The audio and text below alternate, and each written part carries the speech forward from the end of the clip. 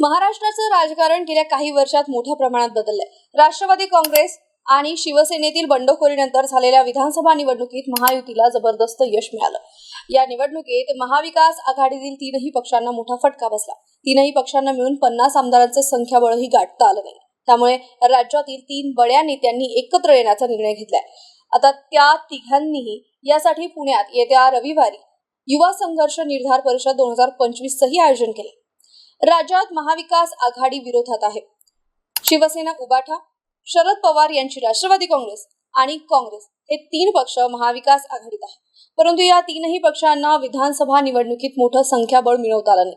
त्यामुळे विरोधकांची धार कमी झाली. आता विरोधी पक्षाची पोकळी भरून काढण्याच्या निर्धारानं राजू शेट्टी, बच्चू कडू आणि महादेव जानकर यांची एकत्रित तिघांची आघाडी आता सत्ताधाऱ्यांसमोर आव्हान निर्माण करणारी ठरणार आहे. येत्या रविवारी युवा संघर्ष निर्धार परिषद 2025 होणार आहे.